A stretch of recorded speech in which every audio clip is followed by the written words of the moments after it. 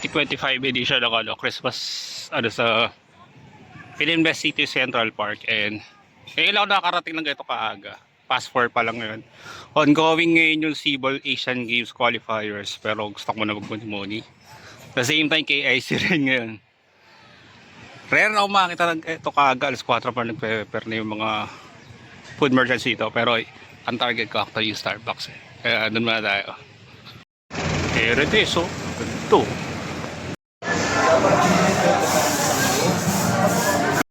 And yung data dito, goods naman yung smart tsaka dito. Pero nag-switch yung 5G tsaka to 4G. Pak na nagbayad ako ng Starbucks, kailangan ko mag-switch yung smart. Ayan tayo, Mercado lang tsaka donut. Kakay pa tayong dinner dito. What I have, nakalimutan ko pala may cold Americano nga pala. So okay, so stay view. That one. Yung nasa baba yung yung I think Insular Building, the still the only twin towers ng Philinvest City. See, so short pa tayo. Eh mo, dinala mo yung Twisted. Alam mo yung Twisted tsaka Liquid. So far so good yung 5G nandito. Di sponsor lang dito Sakto pa, Team Liquid sponsor nila dito.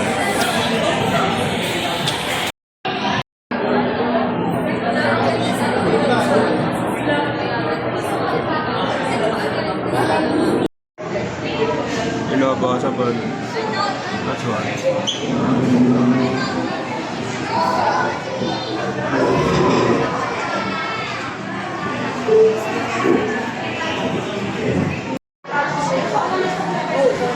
Yung comfort room. Goods naman. Ako sa tapat yung Philinvest Starbucks, Philinvest Central Park. Opposite, yung Christmas Village. Nice one. I think first time for this weekend na magkakaroon ng I think yung mga buskers nandito. Tapos by fireworks tsaka yung first weekend na may Christmas lights. In-alternate nila yung mga OPM artists tsaka yung Christmas lighting tsaka yung fireworks. Medyo kakaiba siya. I think first time gawin ng Philinvest City na alternate. Which is pwedeng kinda good, pero sa akin a bit kinda bad kasi kailangan mong puntahan na alternate kasi yung schedule ng OPM artist tsaka nung Christmas lighting. At the same time, lalo kung may times na yung dalawa lang kasi yung OPM artist na nilatag na for 2025, na siya magdadagdagan pa ng Philinvest City. Ito yung ating pinaka-kaunti so far simula nung na-open tong Philinvest City Central Park. Dalawa lang yung nilagay nila for this so first dagdag may update. Oh, here it is. Here it is. That Christmas tree.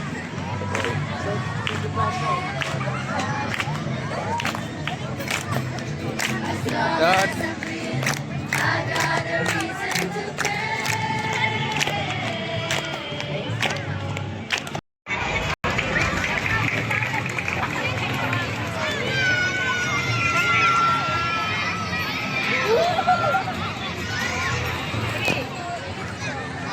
so ito yung ice. Ganda mo rin. Just like last year. Yung basking hinahanap ko pa. Nasaan?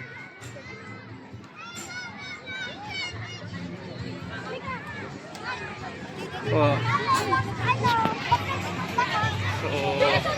Dito lang. Layo ko na. So I guess doon yung basking area. Tapos medyo lalayo ako sa copyright music. So ito yung basking area. Hindi naman tayo makaka-copyright din.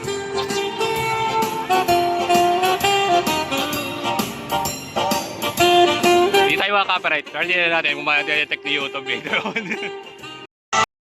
Ay pangalan ng artist. Kailangan mo mag-book. Okay pa? Kaya baka kailangan may mag-book ng socks. View from afar. Still, ang nag-iisang Twin Towers ng Philinvest City. After 20 plus years, yan pa rin ang nag-iisang Twin Towers ng Philinvest City. And looking forward in a number of years, yung i-open na PLDT campus here.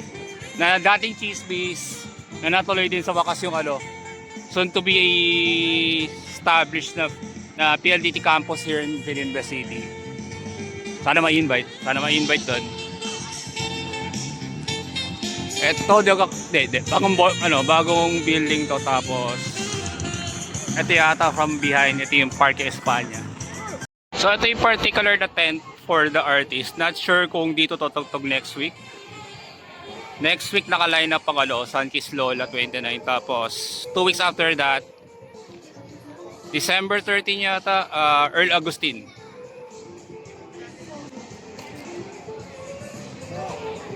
What a nice tent.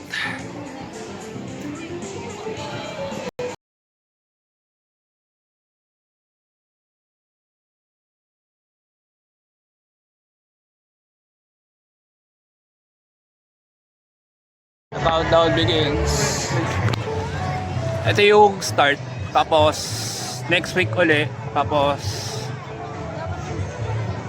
yung last one for this year is December 20. Kasi December 13 tutugtog si Earl Agustin. Nasa miscontent lang pala.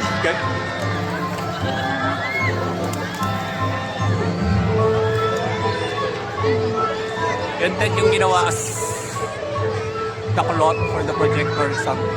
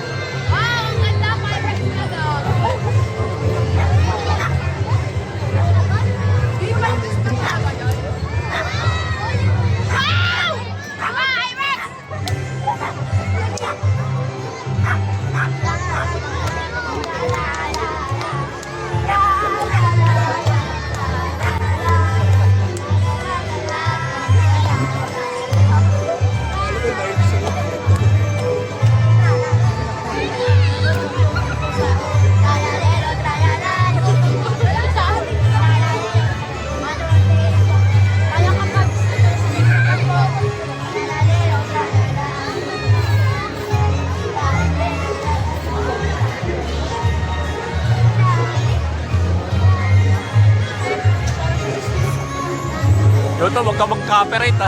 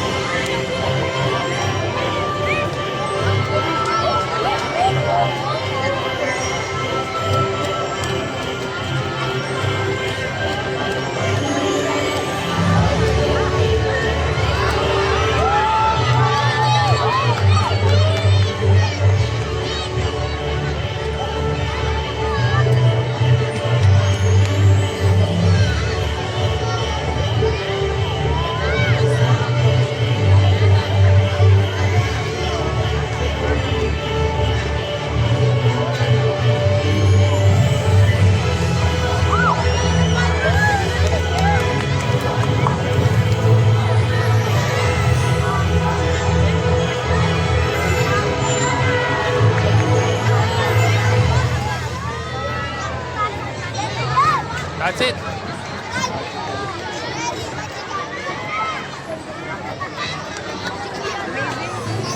Thank you for watching the Holiday Light Symphony at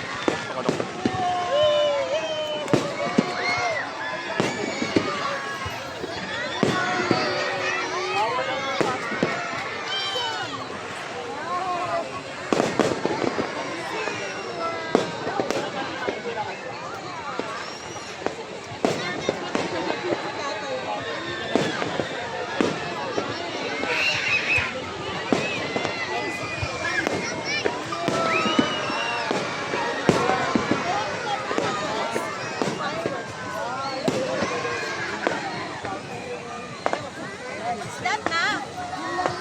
She's afraid. She's like a dog. She's like a dog. Parang kulang ah.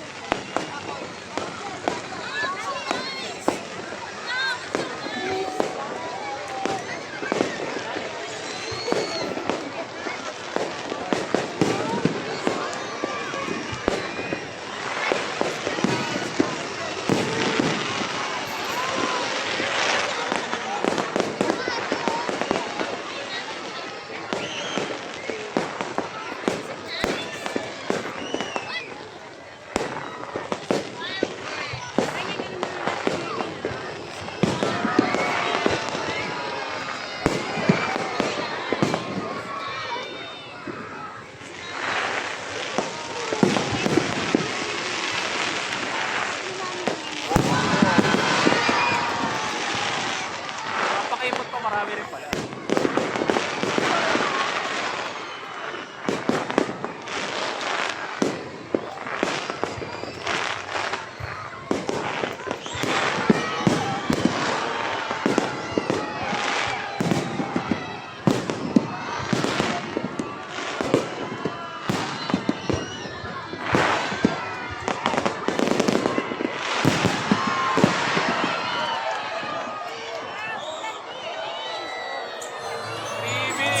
celebrating magical Christmas moments with And finally, by dinner before I go home.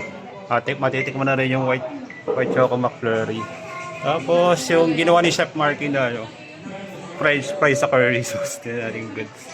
Then after that, ano na. That's it na. So that's it. Thank you very much for watching. Follow social media, subscription below, and click the subscribe button. Thank you very much for watching.